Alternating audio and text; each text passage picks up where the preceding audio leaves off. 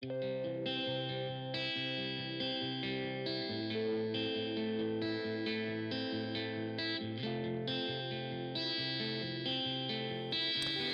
is a podcast by WellHouse Church, where we take a closer look and dig a little deeper into this week's sermon. What's going on, Bible nerds?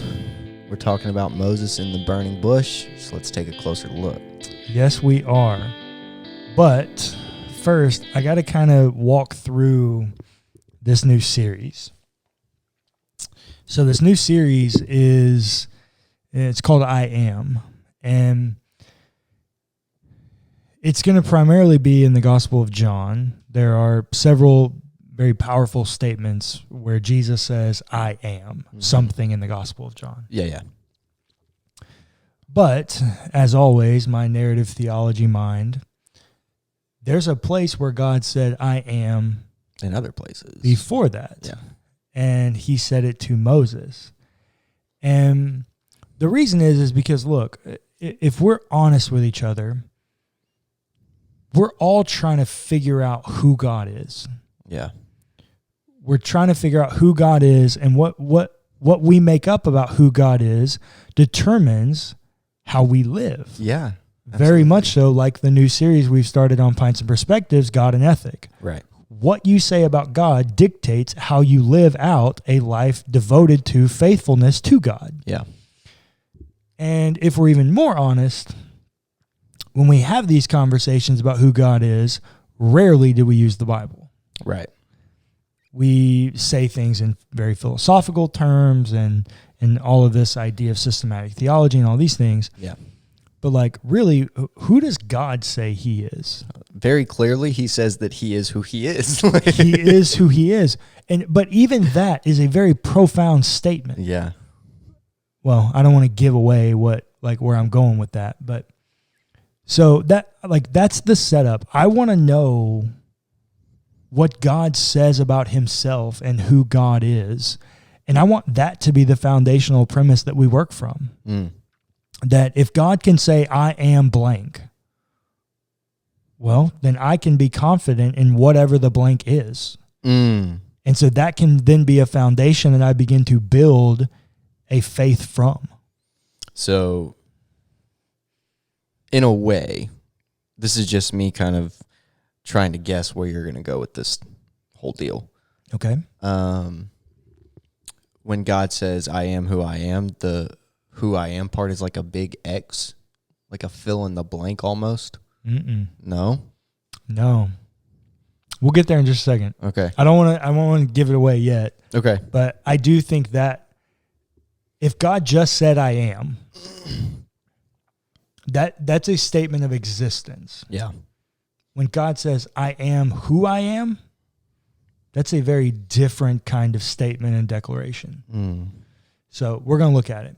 So where we are in the storyline, most of our weeks are going to come from John, but I want to start with the first place where God says I am, and that's with Moses. The Israelites have been in slavery in Egypt for 400 years. Moses, a Hebrew-born, comes up in Pharaoh's palace, kills an Egyptian slave master, runs away, all the things. We've talked about Moses several times on this podcast. This is after he's left, and he's already married. I'm trying to remember what land he settled in. Midian, that's right, because his wife's a Midianite, yeah. So he shows up, and there's this very famous kind of thing, and it becomes a very prominent metaphor throughout the scriptural narrative and practice of the Christian faith throughout the last 200 or 2,000 years. But he shows up and he sees this bush that's not consumed. And God says to him, take your shoes off. So actually what he says is, this is in Exodus chapter 3, verse 4. When the Lord saw that he had turned aside to seek God, God called to him out of the bush, Moses, Moses. And he said, here I am. Then he said, come no closer. Remove the sandals from your feet, for the place on which you are standing is holy ground. I am the God of your father, the God of Abraham, the God of Isaac, and the God of Jacob. And Moses hid his face. So he uses an I am statement before declaring to Moses who he was. It's establishing lineage. Yeah. It's establishing history, that I am the God you've heard about, the one that all your nation talks about. I am that God. It's establishing lineage. But then the conversation shifts very quickly, and the conversation becomes about Moses. Hold on. Stop real quick. Okay. I'm thinking back on, the billions of times we've talked about Moses on this podcast at this point. That is the first time we actually see God and Moses talk. Yeah. Right? Yes. Because before that, it's an angel of the Lord that shows up. Right. Yeah. So yeah, that the first word that God says to Moses, he addresses him by name. Then he tells him, "Come no closer, remove the sandals from your feet, for this is holy ground. I am the God of your father." Okay, so this is legit him saying, you know what? I know you've talked to other people, but now you're talking to me. So yeah, that's got to be horrifying. It's me. I'm here. You've been looking. I'm right here. Yeah. I am the God of your fathers. Which also, think about the life that Moses comes from. Yeah. And then think about the life that he's living. When you end up in those places, don't you get a bit nostalgic? A little bit. As much as that's a statement of power, because there's history in the lineage of the things that God has done for the people of Israel, it's a statement of care. Hey, the thing that you're longing for, I'm that. That history that you have, that history that you know, I'm that. And those people that you miss and long for, I know they're in slavery, and I'm ready to get them out of it. But I need somebody to go. And you're a good person for it. That's the rest of the kind of encounter through that first subsection there of chapter 3. It's as much as it is a statement of power, it's a statement of care. Like, Moses, I know you. I know what you're feeling. I know what you're longing for. Let me restore that for you. Wow. I am that God. I love that. Okay. Yeah. So then, in most of your Bibles, somewhere in between 12 and 13, you're going to have a subsection. And it's going to say something along the lines of the divine name revealed. This is where we get the divine name, Yahweh. This is where we get it. And this is Moses' question. So remember, God revealed himself to Moses, and he said, I'm the God of your fathers, Abraham, Isaac, and Jacob. That's God's revelation of himself to Moses in that moment. Verse 13, but Moses said to God, if I come to the Israelites and say to them, the God of your ancestors has sent me to you, and they ask me, what is his name? What shall I say to them? Never once to this point has God been named. God's been called things like God, but God has not been named. That's why this is the divine name revealed. Right. Because it's never been revealed. And God said to Moses, I am who I am. We'll keep walking through that in a minute. But to your question earlier, if God said, I am, and that was it, the entirety of his name is I am. It's just establishing existence. It's just existence. It's just being. Yeah. That's all it is. And that's a very Paul Tillich way of thinking about it. Like that God is the ground of being. Right. Like he's just the source of existence. But that's not where God stops. God does not stop at his existence. God says, I am who I am. Is that not the most gangster thing you've ever heard someone say? Like, The OG is the only one that can say, I don't need to explain myself. Yeah. I am who I am. And I am who I am because I'm at the top. I'm it, yo. I am who I am. And my resume speaks for itself. Yeah. I am is both a statement of existence, but I am who I am is a statement of supreme being. It's yes, I am is being, but I am who I am is supreme being. It's almost a chart. Show me who is more of being than I am. It is that when I read it, this is how I feel about it. It's a statement of the supremacy of God's being God. Because you got to remember, and he's living in a foreign land. Yeah. He grew up in an Egyptian pagan house. Yeah. Now, granted, he's raised by his Hebrew mother. Right. Right? But so he knows his Hebrew lineage, but he also has those influences of the foreign land, the foreign gods, and all those kinds of things. And he just straight up, I think that's what I am who I am means, is show me someone who is more of being than I am. It is a statement on the being of God and the supremacy and perfection of that being. So that's super crazy because, that's super, how do I word this? Way philosophical. It right? is. Like, I am the supreme being, right? But also at the same time, like the way you worded it, show me someone else who is more being than I am. Yeah. Right? It's so crazy because no one alive that we know of, at least, has seen God. Right?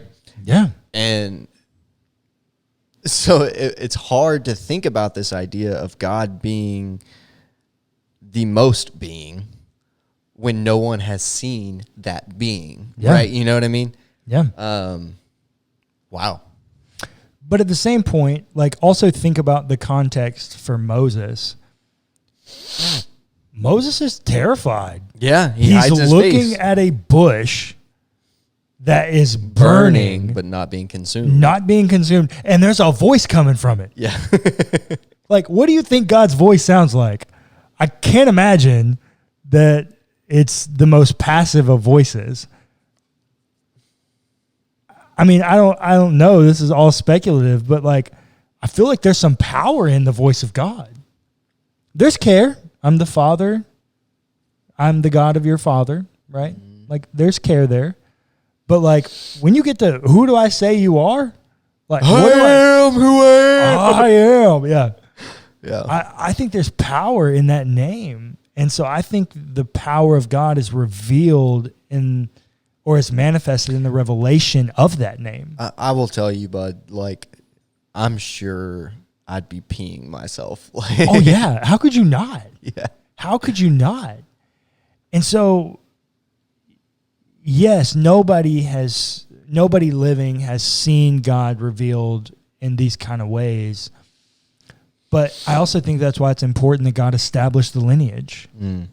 Because all that history, all the things that I've done for these people that are deeply connected to who you are as a person, Moses, like, yeah, I am that guy. I've done all those grace-filled moments that you prize. That was me. And then, well, what do I call you? What's your name? I am who I am. Like, and really, in Hebrew, there's no way to say who like that in this construction. It's probably a better translation is I am that I am. It's not I am who I am. It probably a better translation of the Hebrew would be I am that I am. So you said earlier that this is how we get Yahweh. Mm-hmm. How do we go from I am that I am to Yahweh? Don't really have anything else to do with it, so we do Yahweh.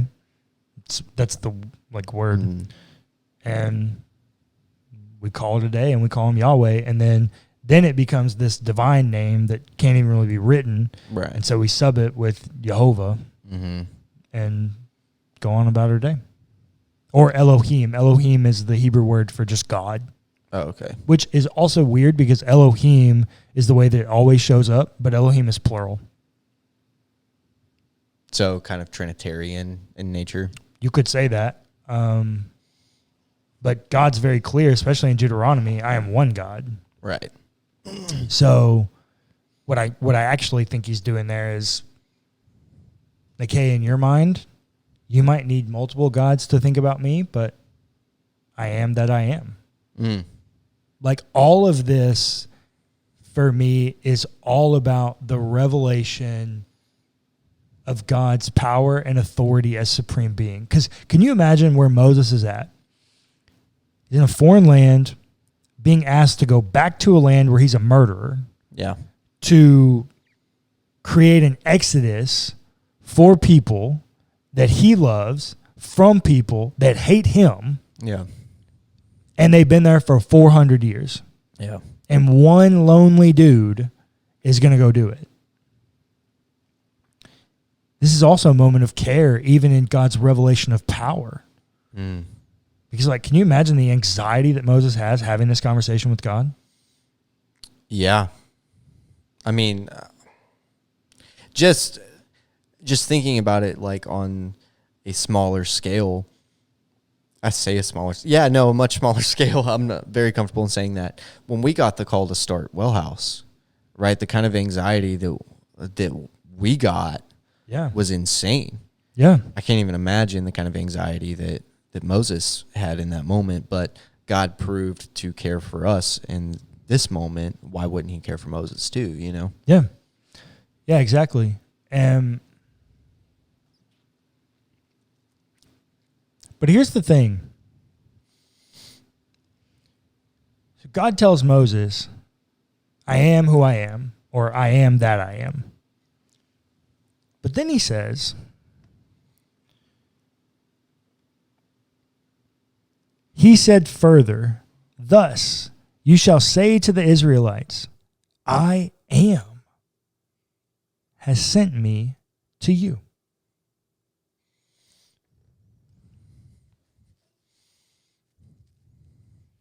You know, oftentimes we shorten things, but everybody knows what they are, right? Great example in our fields and adjacent fields. Everybody knows what we mean when we say the DSM-5. Yeah. But what does it actually mean? What does it actually stand for? Diagnostic Statistical Manual, the 5th edition, essentially. Yeah. Like, but everybody knows if you say DSM-5, like, they know what you're talking about. Yeah. If they're in the know, like if they have a reason to know what the DSM is in general, they know what you mean when you say that. Because you've established some kind of history or a pattern, and so you can just kind of shorten it. Isn't it interesting to you? It's very interesting to me that God just straight up says, I'm going to go ahead and shorten my name. I am that I am, but when they ask, you just say, I am. When I asked you earlier, is that not the most gangster, like, declaration you've ever heard? Because essentially what Moses will be doing is going to the Israelites saying, the being sent me. The one up there. It's a further statement upon the monotheism that God wants us to worship and adore about him. Yeah. Because so much of that far and ancient Near Eastern culture, it's just polytheistic. Yeah. And so God saying, I am, is God saying, I am. It's not all these other things. It's me. Like, I am that. And here's the crazy thing, and I don't want people to hear me wrong when I say this.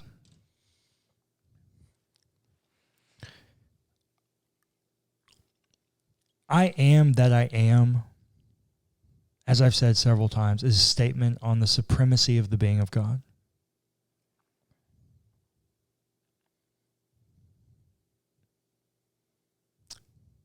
That supremacy also means that he's supremely sufficient at being God. Whatever is going on in life, in your reality, as you deal with your pain and healing and trauma, I am is supremely sufficient at being I am. And I would even venture to say that if you could do an exercise and you could say, I need, you can respond with, at the end of it, from I am. So, for instance, I need healing from I am. I need provision from I am. Because supremacy means supremacy. Yeah. That means that any of your needs are found from the supreme. And you might be able to take that template that you just said and work it into a breath prayer. Yeah, you definitely could. Yeah. You absolutely could do that. That's something that I need to think about. Well, I think we find ourselves in these places where we either think about God in a deistic term or in a deistic form, where he's just up there and he set the clock in motion, but he doesn't really interact with us. Or you think about God kind of more like an elf on a shelf. Like, oh, let me pull him down and pray or hold him when I need something. Then I'm going to put him back up there. When you begin to think about God as I am, that opens up a world of things that the average person doesn't think about. Yeah. It means every blessing you have, from Supreme. Every trial you have, from Supreme. Every struggle, every victory, every triumph, every turmoil, all from I am. And it says a whole lot more. For me, it's comforting because when God reveals himself as I am, he didn't do it from a voice from the sky. He did it in a voice that was eye level with Moses. Trials, triumph, turmoil, successes, victories, conquerings, they happen with God in the passenger seat. He's here with us. As much as we hate the turmoils and trials that we go through, I just firmly believe that pain is there because of healing that happens on the other side. That pain is there because God's in the passenger seat and he's got the roadmap. And we don't really know what journey we're on, but God knows the destination, and he's okay asking us to go through that turmoil and that trial because he's right there with us. As much as we suffer, God suffers with us. I am that I am is as much a statement about care as it is about power. Because being supreme also means that you're supremely invested in what you've made.